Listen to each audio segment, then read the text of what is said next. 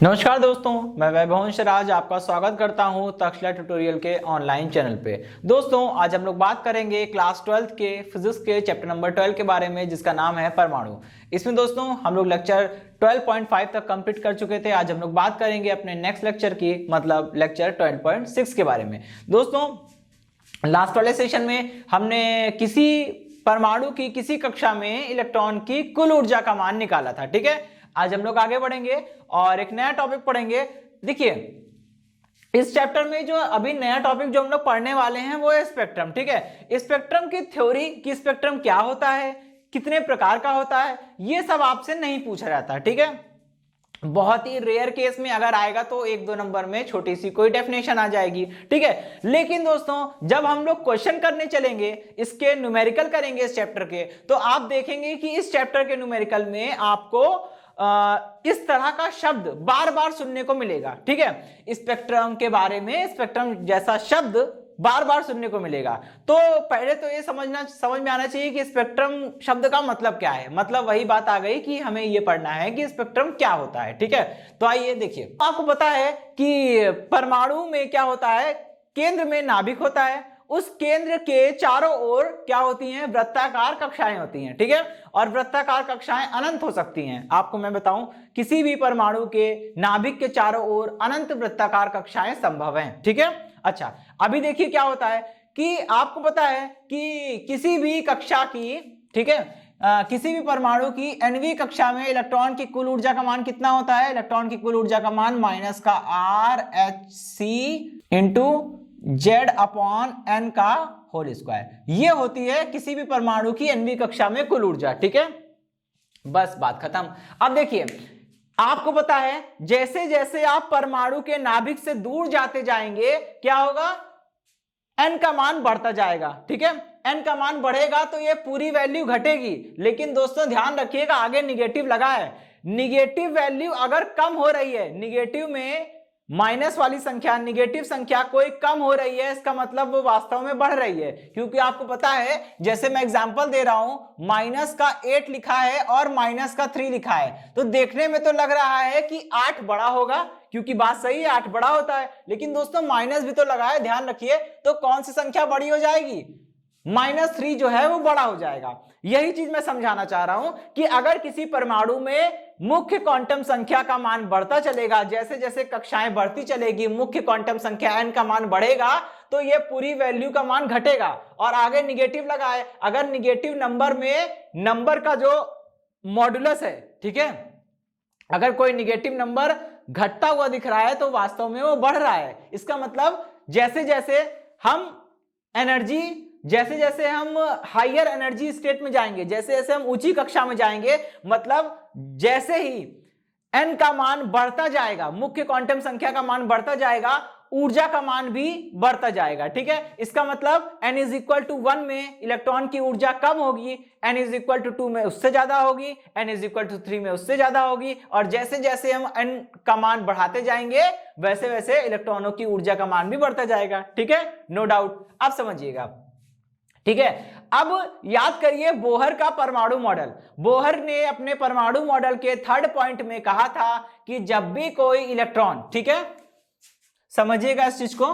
ठीक है, मान लीजिए हमने ये किसी भी परमाणु की 3 कक्षाएं बनाई हैं। ठीक है, ये सबसे नीचे वाली n इज इक्वल टू 1 हो जाएगी, उससे ऊपर वाली n इज इक्वल टू 2 हो जाएगी, और उससे ऊपर वाली n इज इक्वल टू 3 हो जाएगी। वैसे तो बहुत सारी कक्षाएं पॉसिबल हैं, लेकिन मैंने केवल 3 बनाई है। ठीक है, अच्छा, अभी समझिएगा, अभी होता क्या है कि यहां पे हमको ये देखना है कि स्पेक्ट्रम क्या है और कैसे मिलेगा। ठीक है, तो बोहर ने अपने परमाणु मॉडल के 3रे पॉइंट में कहा था कि अगर किसी भी परमाणु के भीतर विभिन्न कक्षाओं में क्या हो रहा हो, इलेक्ट्रॉन एक कक्षा से निकल के दूसरी कक्षा में जा रहा हो, ठीक है, तो इस प्रक्रिया को हम लोग क्या बोलते हैं, संक्रमण बोलते हैं। मतलब अगर मान लीजिए कोई इलेक्ट्रॉन क्या है, कोई electron n is equal to 1 में है, ये क्या किया, n इज इक्वल टू 1 से डायरेक्ट जंप करके कहां पहुंच गया, n इज इक्वल टू 3 में पहुंच गया। ठीक है, कोई इलेक्ट्रॉन है, वो इलेक्ट्रॉन क्या हुआ, जंप करके n इज इक्वल टू 3 में पहुंच गया। ठीक है, तो इसने क्या किया, अपनी कक्षा को छोड़कर किसी दूसरी कक्षा में प्रवेश कर लिया। ठीक है, तो अपनी कक्षाएं जब बदलता है कोई इलेक्ट्रॉन, चाहे वो निम्न कक्षा से उच्च कक्षा में जाए या इसका उल्टा हो, उच्च कक्षा से निम्न कक्षा में आए, दोनों ही केस में इस प्रक्रिया को क्या कहते हैं? संक्रमण। ठीक है।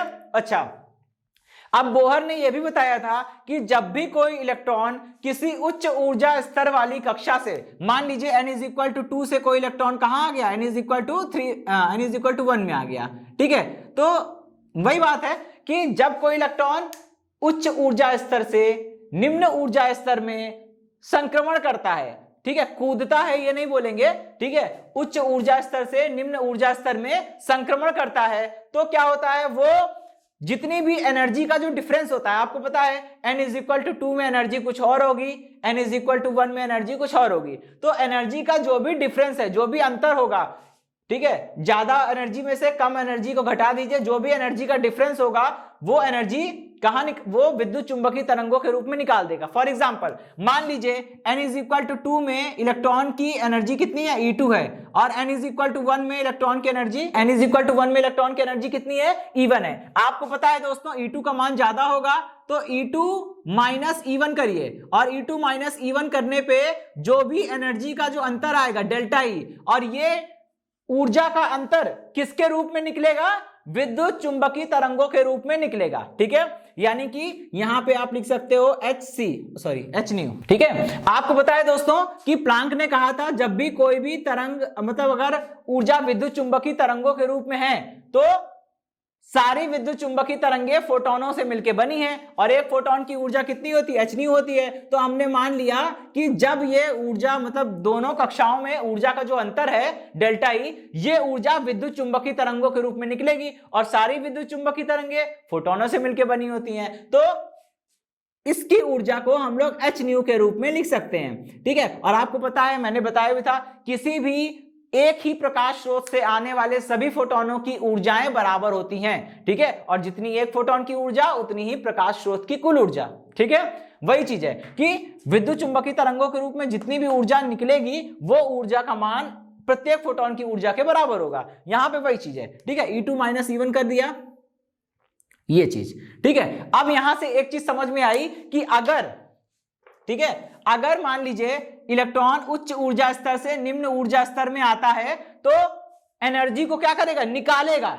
ठीक, क्योंकि आपको पता है N2 में एनर्जी ज्यादा होगी, N1 में एनर्जी कम होगी। जब ज्यादा एनर्जी वाली अवस्था से कम एनर्जी वाली अवस्था में आ रहा है तो जितनी भी एक्स्ट्रा एनर्जी है वो निकालना पड़ेगा। सपोज करिए आपके पास मान लीजिए 10 रुपए हैं, ठीक है, लेकिन आपको किसी इंसान के घर जाना है, और वहां उनके घर की कंडीशन, उनके घर की एक शर्त है कि अगर आपके जेब में 5 रुपए होंगे तभी आपको एंट्री मिलेगी, 5 से ज्यादा होगा तो आपको एंट्री नहीं मिलेगी। ये थोड़ा सा अजीब सा रूल है, लेकिन समझने के लिए काफी है। अब आपके पास 10 रुपए है, आपको जिस घर में जाना है उस घर की शर्त है कि आपके पास 5 रुपए से ज्यादा नहीं होना चाहिए, तो आपको पैसे खर्च करने होंगे।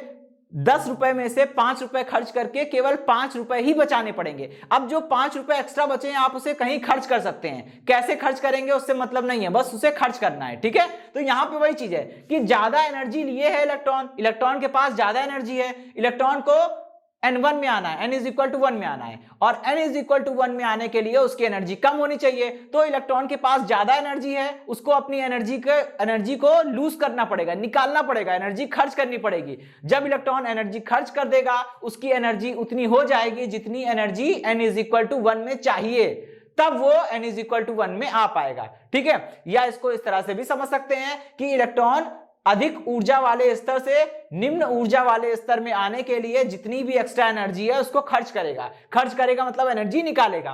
ठीक है, तो ये एनर्जी विद्युत चुंबकीय तरंगों के रूप में ये निकाल देगा। ठीक है, अब इसका उल्टा समझिए। अब मान लीजिए मैंने जैसे बताया था, ठीक है, कि कोई इलेक्ट्रॉन जो है वो निम्न ऊर्जा स्तर N इज इक्वल टू 1 से उच्च ऊर्जा स्तर N इज इक्वल टू 3 में जा रहा है। ठीक है, तो इस स्थिति में क्या होगा?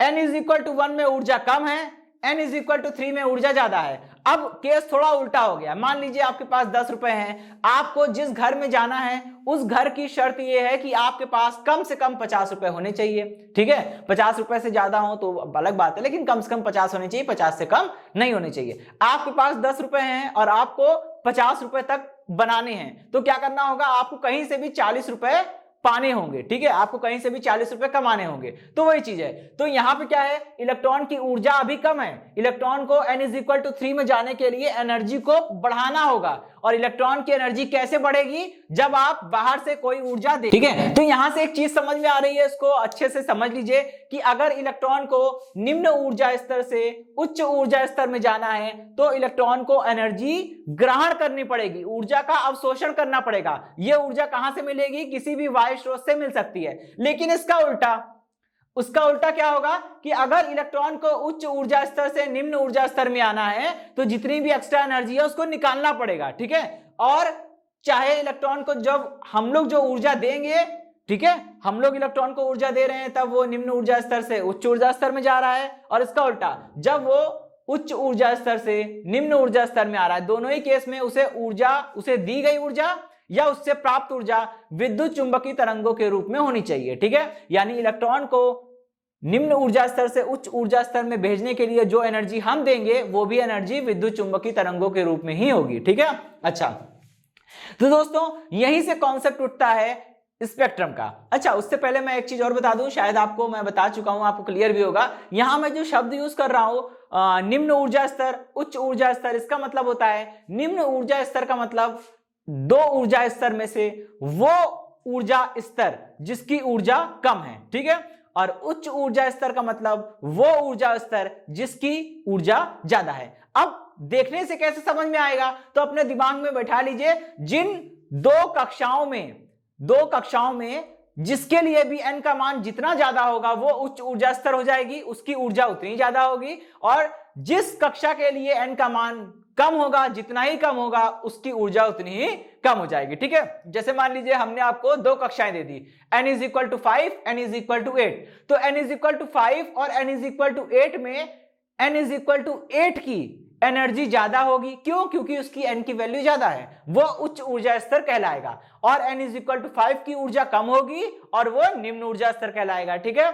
चलिए, तो स्पेक्ट्रम की कहानी यहां से शुरू होती है। कहते हैं कि अगर किसी परमाणु में, ठीक है, जब कोई इलेक्ट्रॉन निम्न ऊर्जा स्तर से उच्च ऊर्जा स्तर में जाता है, ठीक है, तो क्या करता है, वो ऊर्जा को अवशोषित करता है। इस कारण हमें फोटोग्राफिक प्लेट पे कुछ काले रंग की परंतु पतली रेखाएं प्राप्त होती हैं, ठीक है। इसका उल्टा जब कोई इलेक्ट्रॉन उच्च ऊर्जा स्तर से निम्न ऊर्जा स्तर में आता है तो वो क्या करता है, ऊर्जा को निकालता है, एनर्जी को निकालता है। जब वो एनर्जी को निकालेगा, ठीक है, तो उसके कारण फोटोग्राफिक प्लेट पे कुछ चमकीली परंतु पतली रेखाएं प्राप्त होती हैं, ठीक है। इस घटनाओं को हम लोग क्या बोलते हैं, स्पेक्ट्रम बोलते हैं, ठीक। तो देखिए, जब भी किसी परमाणु अथवा अणु में कोई इलेक्ट्रॉन उच्च ऊर्जा स्तर से निम्न ऊर्जा स्तर में अथवा निम्न ऊर्जा स्तर से उच्च ऊर्जा स्तर में संक्रमण करता है, तब फोटोग्राफिक प्लेट पर क्रमशः सफेद अथवा काले रंग की कुछ रेखाएं प्राप्त होती हैं, ठीक है, जिन्हें हम लोग स्पेक्ट्रम कहते हैं। अब दोस्तों ये स्पेक्ट्रम दो प्रकार के हो सकते हैं, ठीक है। सबसे पहले तो ये जान लीजिए स्पेक्ट्रम दो प्रकार के हैं, कौन से, परमाणुवीय स्पेक्ट्रम या रेखीय स्पेक्ट्रम। देखिए दोस्तों, परमाणुवीय स्पेक्ट्रम या रेखीय स्पेक्ट्रम नाम से लग रहा है। दोस्तों परमाणुवीय स्पेक्ट्रम का मतलब क्या होता है कि वो स्पेक्ट्रम जो परमाणुओं से मिले, ठीक है। अच्छा, और उसी परमाणुवीय स्पेक्ट्रम को हम लोग रेखीय स्पेक्ट्रम भी कहते हैं, ठीक। अच्छा, इसका जस्ट अपोजिट आणवीय स्पेक्ट्रम क्या होता है दोस्तों, देखिए आणवीय स्पेक्ट्रम का मतलब होता है वो स्पेक्ट्रम जो हमें अणुओं से मिले। बात समझ रहे हैं, वो स्पेक्ट्रम जो हमें अणुओं से मिले उसे हम लोग आणविक स्पेक्ट्रम कहते हैं, और आणविक स्पेक्ट्रम का दूसरा नाम है बैंड स्पेक्ट्रम, ठीक है।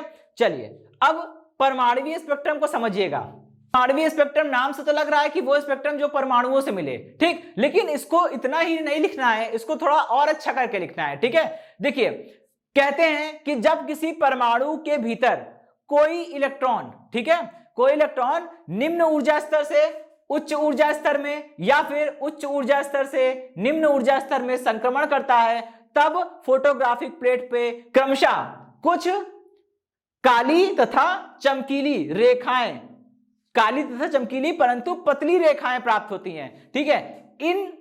इस प्रकार प्राप्त स्पेक्ट्रम को या इन स्पेक्ट्रम को हम लोग क्या बोलते हैं, परमाणुवीय स्पेक्ट्रम या रेखीय स्पेक्ट्रम। दोस्तों एक बात अपने दिमाग में बैठा लीजिए, कभी कभी ऐसा होता है कि हम किसी भी, अगर देखिए हम परमाणु का स्पेक्ट्रम निकालेंगे, ठीक है, अगर हम किसी भी परमाणु का स्पेक्ट्रम निकालते हैं तो हमेशा उसमें पतली पतली रेखाएं प्राप्त होती हैं, ठीक है, जिन्हें हम लोग लाइन भी कहते हैं, है ना, कॉमन भाषा में। तो ये जो पतली पतली रेखाएं प्राप्त हो रही हैं तो समझ लीजिएगा वो परमाणुवीय स्पेक्ट्रम है, ठीक है। अगर आपको कोई भी स्पेक्ट्रम देखने को मिले और उसमें आपको पतली पतली रेखाएं दिख रही होगी तो समझ लीजिएगा जितनी भी पतली रेखाएं मिल रही हैं वो परमाणुओं के कारण मिलती हैं, ठीक है। इसीलिए परमाणुवीय स्पेक्ट्रम को रेखीय स्पेक्ट्रम भी कहते हैं, क्योंकि परमाणुवीय स्पेक्ट्रम में जो काली और चमकीली लाइन मिलती है वो काफी पतली होती है, ठीक है। अच्छा, और हाँ, मैं आपको बता दूं ये जितनी भी काली और चमकीली रेखाएं मिल रही है उसको हम लोग स्पेक्ट्रल सिग्नेचर कहते हैं, ठीक है, बिल्कुल अच्छी लैंग्वेज में, ठीक है। तो परमाणुवीय स्पेक्ट्रम हो गया। अब हम लोग बात करते हैं, ये दो प्रकार के होते हैं दोस्तों, रेखीय, देखिए परमाणुवीय स्पेक्ट्रम कहें या रेखीय स्पेक्ट्रम कहें बात एक ही है, ठीक है। रेखीय उत्सर्जन स्पेक्ट्रम और रेखीय अवशोषण स्पेक्ट्रम। रेखीय स्पेक्ट्रम के भी दो भाग हो गए, रेखीय उत्सर्जन स्पेक्ट्रम और रेखीय अवशोषण स्पेक्ट्रम, ठीक है। अब आप इसको इस तरह से भी लिख सकते हैं कि परमाणुवीय उत्सर्जन स्पेक्ट्रम और परमाणुवीय अवशोषण स्पेक्ट्रम, क्योंकि परमाणुवीय शब्द का यूज करें या रेखीय शब्द का यूज करें ये दोनों ही बता रहे हैं कि स्पेक्ट्रम परमाणु के कारण मिला है, ठीक है। अच्छा, अब समझिएगा दोस्तों, उत्सर्जन स्पेक्ट्रम और अवशोषण स्पेक्ट्रम में थोड़ा सा अंतर होता है। अगर आप इस चीज को समझ लेंगे तो आपके लिए ये काफी आसान हो जाएगा। समझिए, सपोज करिए दोस्तों कि यहां पे कोई सैंपल रखा है, ठीक है, यहां पे कोई सैंपल रखा है, ये कोई पदार्थ है, ठीक। अच्छा, और हमने क्या किया, यहां से प्रकाश को गिराया, विद्युत चुंबकीय तरंगों के रूप में प्रकाश गिराना है तो हमने मान लीजिए कि दृश्य प्रकाश गिराया। जब हम दृश्य प्रकाश गिराएंगे और यहां पे रखा होगा कोई पदार्थ और इसके पीछे रख देंगे एक फोटोग्राफिक प्लेट, ठीक है, ये क्या है, ये फोटोग्राफिक प्लेट है, ठीक है, ये फोटोग्राफिक प्लेट है। अब देखिए होगा क्या कि इस टॉर्च से निकलने वाले दृश्य प्रकाश में कई सारी तरंगदैर्ध्य होगी, ठीक है, कई सारी तरंगदैर्ध्य मतलब कई रंग का प्रकाश उसमें मिला होगा, ठीक है। अब ये परमाणु क्या करेगा, ये जो सैंपल रखा है, ठीक है, इस तत्व के परमाणु क्या करेंगे कि गिरने वाले प्रकाश में से केवल उन तरंगों के प्रकाश को अवशोषित कर लेंगे जिसे प्राप्त कर वो उच्च ऊर्जा स्तर में जा सके। और मैंने आपको बताया था कि परमाणुओं में क्या होता है दोस्तों, देखिए मान लीजिए पहली कक्षा की ऊर्जा है -8 इलेक्ट्रॉन वोल्ट, ठीक है, दूसरी की ऊर्जा कितनी है -4 इलेक्ट्रॉन वोल्ट, ठीक है, और इसकी कितनी है -2 इलेक्ट्रॉन वोल्ट। तो समझिएगा अगर आपको पहली कक्षा से तीसरी कक्षा में जाना है तो आपको कितनी एनर्जी चाहिए, आपको +6 की एनर्जी चाहिए, क्योंकि -8 इलेक्ट्रॉन वोल्ट इसकी एनर्जी पहले से है, इसको तीसरी कक्षा में जाना है और तीसरी कक्षा में जाने के लिए एनर्जी कितनी होनी चाहिए, 2 इलेक्ट्रॉन वोल्ट की एनर्जी होनी चाहिए। तो अगर आप इसे प्लस में 6 इलेक्ट्रॉन वोल्ट की एनर्जी देंगे तब जाके इसकी एनर्जी -2 इलेक्ट्रॉन वोल्ट होगी और तभी जाएगा। अब सपोज करिए आपने इसे एनर्जी दे दी, इसको एनर्जी चाहिए थी 6 इलेक्ट्रॉन वोल्ट की, आपने इसे एनर्जी दे दी 6.1 इलेक्ट्रॉन वोल्ट की, ठीक है, तो क्या ये जाएगा, ये नहीं जाएगा, ठीक है। यहां पे यही होता है, जितनी एनर्जी चाहिए सटीक उतनी ही एनर्जी आपको मिलनी चाहिए। अगर उससे कम एनर्जी देंगे या उससे थोड़ी सी भी ज्यादा एनर्जी देंगे तो इलेक्ट्रॉन का संक्रमण नहीं होगा, इलेक्ट्रॉन की जंपिंग नहीं होगी, ठीक है। यही चीज लागू होती है जब इलेक्ट्रॉन उच्च ऊर्जा स्तर से निम्न ऊर्जा स्तर में लौटेगा, ठीक है, तब भी यही होता है। तो यहां पे एक चीज समझिएगा कि इस सैंपल के जो परमाणु हैं वो केवल उन्हीं प्रकाश को अवशोषित करेंगे जिनकी ऊर्जा सटीक उतनी होगी कि वो उस एनर्जी को ग्रहण करके लोअर एनर्जी स्टेट से यानी कि निम्न ऊर्जा स्तर से उच्च ऊर्जा स्तर में पहुंच सकें। अगर थोड़ी सी भी ज्यादा होगी थोड़ी सी भी कम होगी तो उसको अवशोषित नहीं करेंगे। खैर, अब समझिएगा, जिस तरंगदैर्ध्य का प्रकाश या जिस ऊर्जा का प्रकाश परमाणुओं को चाहिए होगा वो प्रकाश तो परमाणु अवशोषित कर लेंगे, बचा हुआ प्रकाश क्या होगा, इससे ट्रांसमिट होकर इस पे गिरेगा, बचा हुआ प्रकाश जो है वो इससे ट्रांसमिट होकर इस पे गिरेगा। और जब इस पे ट्रांसमिट होकर गिरेगा तो दोस्तों क्या होगा कि फोटोग्राफिक प्लेट की एक खासियत होती है कि जब फोटोग्राफिक प्लेट पे कोई भी प्रकाश, दृश्य प्रकाश हो या कोई भी विद्युत चुंबकीय तरंगे हो, जब वो उस पे स्ट्राइक करती हैं, जब वो उस पे गिरती हैं तो एक सफेद रंग का एक अपना निशान के छोड़ के चली जाती हैं, ठीक है, फोटोग्राफिक प्लेट की एक खासियत होती है। तो जब सैंपल यानी कि जब पदार्थ से निकलने वाला प्रकाश फोटोग्राफिक प्लेट पर पड़ेगा तो उसमें सारी तरंगदैर्ध्य मौजूद होगी, लेकिन वो तरंगे मौजूद नहीं होंगी जो तरंगे परमाणुओं ने अवशोषित कर लिया है, ठीक है। तो सारी तरंगे तो मौजूद हैं, तो सारी तरंगे गिरेगी तो वहां क्या करेगी, वहां पे चमकीली चमकीली लाइन छोड़ के चली जाएगी। लेकिन जो तरंगे परमाणुओं ने अवशोषित कर ली है वो तरंगे तो यहां पे मौजूद होगी नहीं, तो उन तरंगों के स्थान पे फोटोग्राफिक प्लेट काली की काली ही पड़ी रहेगी, वो सफेद नहीं हो पाएगी, क्योंकि जब प्रकाश गिरता तो उसको सफेद करता, ठीक है। जब वो तरंगे जिनको परमाणुओं ने अवशोषित कर लिया है वो यहां से बाहर ही नहीं निकल पाएगी, और जब वो बाहर नहीं निकल पा रही है, वो ट्रांसमिट नहीं हो रही है, वो पदार्थ के आर पार नहीं निकल रही है, तो पीछे फोटोग्राफिक प्लेट पर उन तरंगों के स्थान पर काला स्थान ही रह जाएगा और काले रंग की लाइन पड़ी रहेगी, बाकी सब सफेद हो गई, वो काली की काली पड़ी रह गई। इसलिए हम कहेंगे कि जब भी अवशोषण स्पेक्ट्रम होगा तो उसके फलस्वरूप अवशोषण स्पेक्ट्रम के कारण हमेशा हमें काले रंग की लाइन ही मिलेगी, ठीक है। चाहे काले रंग की लाइन मिले, चाहे वो मोटी रेखा मिले, उससे मतलब नहीं है, लेकिन होगा भाई। तो अवशोषण स्पेक्ट्रम में यही करते हैं, प्रकाश स्रोत या विद्युत चुंबकीय तरंग का ऊर्जा स्रोत, ठीक है, बीच में सैंपल, पीछे फोटोग्राफिक प्लेट। तो क्या होगा, जो एनर्जी चाहिए वो परमाणु अवशोषित कर लेंगे, बची कुछ एनर्जी फोटोग्राफिक प्लेट पर गिरेगी, और जो तरंग दैर्ध्य अपसेंट होगी उसकी जगह पे आपको काले सिग्नेचर मिलेंगे, ठीक है, काले रंग की लाइन या काले रंग के बैंड आपको मिलेंगे, ठीक है। तो देखिए रेखीय उत्सर्जन स्पेक्ट्रम में क्या होगा, रेखीय उत्सर्जन स्पेक्ट्रम नाम से लग रहा है उत्सर्जन मतलब प्रकाश को उत्सर्जित करेगा, और आपको पता है कोई भी परमाणु किसी भी प्रकाश को तब उत्सर्जित करता है जब वो हायर एनर्जी से लोअर एनर्जी में आता है। तो इसकी परिभाषा हम बना सकते हैं, जब किसी परमाणु के भीतर कोई इलेक्ट्रॉन उच्च ऊर्जा स्तर से निम्न ऊर्जा स्तर में संक्रमण करता है, तब फोटोग्राफिक प्लेट पे कुछ चमकीली, उत्सर्जन स्पेक्ट्रम हमेशा चमकीला होता है, ठीक है, तब फोटोग्राफिक प्लेट पे कुछ चमकीली परंतु पतली रेखाएं प्राप्त होती हैं, जिसे रेखीय उत्सर्जन स्पेक्ट्रम अथवा परमाणुीय उत्सर्जन स्पेक्ट्रम कहते हैं, ठीक है। इसका सेकंड वाला केस रेखीय अवशोषण स्पेक्ट्रम कैसे बनाएंगे परिभाषा, जब किसी परमाणु के भीतर कोई इलेक्ट्रॉन निम्न ऊर्जा स्तर से उच्च ऊर्जा स्तर में संक्रमण करता है, तब फोटोग्राफिक प्लेट पे कुछ काली परंतु पतली रेखाएं प्राप्त होती हैं, जिसे रेखीय अवशोषण स्पेक्ट्रम अथवा परमाणुीय अवशोषण स्पेक्ट्रम कहते हैं, ठीक है। आइए अब हम लोग बात करते हैं आणविक स्पेक्ट्रम या बैंड स्पेक्ट्रम की। देखिए दोस्तों, अगर हम परमाणु की जगह किसी अणु को ले लेते हैं तो क्या होता है, किसी अणु के लिए जब किसी अणु के भीतर यही काम होता है, जब किसी अणु के भीतर इलेक्ट्रॉन निम्न ऊर्जा स्तर से उच्च ऊर्जा स्तर में जाते हैं और उच्च ऊर्जा स्तर से निम्न ऊर्जा स्तर में आते हैं, तो होता क्या है, तो वहां पे यही काम होता है कि जो परमाणु में हो रहा था सेम वही होगा, बस अंतर इतना होता है कि परमाणुओं में ऊर्जा स्तर जो होते हैं वो विविक्त होते हैं, मतलब दो ऊर्जा स्तर के बीच में गैप होता है। जैसे देखिए n=1 यहाँ पे, n=2 यहाँ पे गैप होता है, ठीक है। जबकि अणुओं में ऐसा नहीं होता है, अणुओं में ऊर्जा स्तर काफी सतत होते हैं, ठीक है, उनके बीच में ये गैप बहुत कम होता है, आप उसे कंटिन्यूअस मान सकते हैं। तो वहां क्या होगा, अणुओं के स्पेक्ट्रम में आपको रेखाएं नहीं मिलेगी, आपको कुछ मोटी मोटी रेखाएं मिलेगी, और उन्हीं मोटी रेखाओं को हम लोग बैंड बोलते हैं, ठीक है। तो अगर किसी भी स्पेक्ट्रम में आपको मोटी मोटी रेखाएं मिल रही हैं तो समझ लीजिएगा वो बैंड स्पेक्ट्रम है, ठीक है, और वो बैंड स्पेक्ट्रम है तो परमाणु नहीं अणुओं के कारण वो मिला होगा, ठीक है। अच्छा, अब इसकी परिभाषा हम लोग देंगे कि जब किसी अणु के भीतर कोई इलेक्ट्रॉन निम्न ऊर्जा स्तर से उच्च ऊर्जा स्तर में अथवा उच्च ऊर्जा स्तर से निम्न ऊर्जा स्तर में संक्रमण करता है, तब फोटोग्राफिक प्लेट पे कुछ क्रमशः काली तथा सफेद परंतु मोटी रेखाएं प्राप्त होती हैं।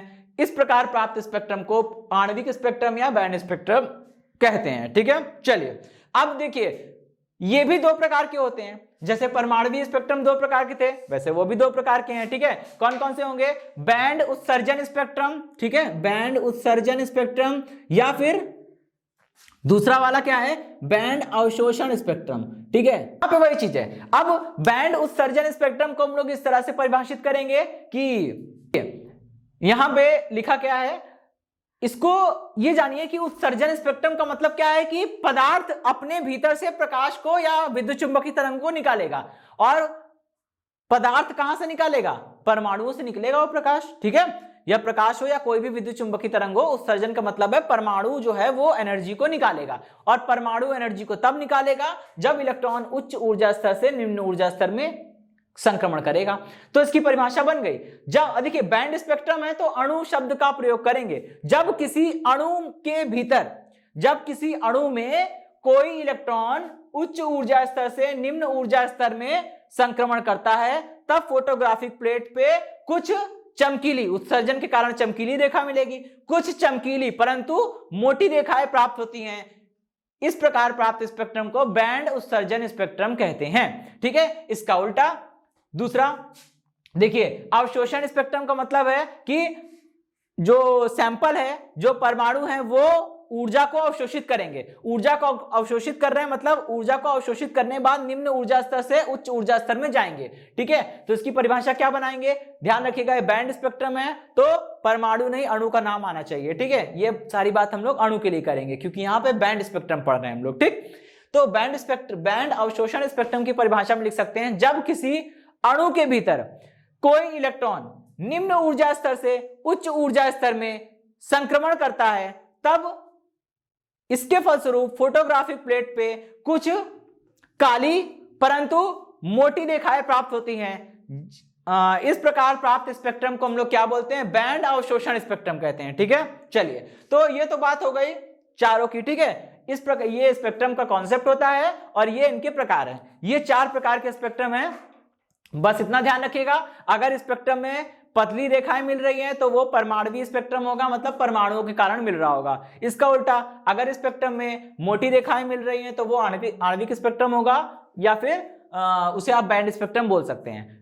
फिर इसका जो फर्दर डिवीजन हुआ है वो इस आधार पे हुआ है कि अगर आपको चमकीली रेखा मिले तो समझ लीजिएगा वो उत्सर्जन स्पेक्ट्रम है, और अगर काली रेखा मिले तो अवशोषण स्पेक्ट्रम है। ठीक, अब सोचिए, अगर आपको किसी स्पेक्ट्रम में काले रंग की लेकिन मोटी रेखाएं मिल रही है तो वो कौन सा स्पेक्ट्रम होगा, काले रंग की रेखाएं मिल रही है इसलिए अवशोषण होगा, और मोटी रेखाएं मिल रही है, बैंड मिल रहा है, इसलिए वो बैंड अवशोषण स्पेक्ट्रम होगा।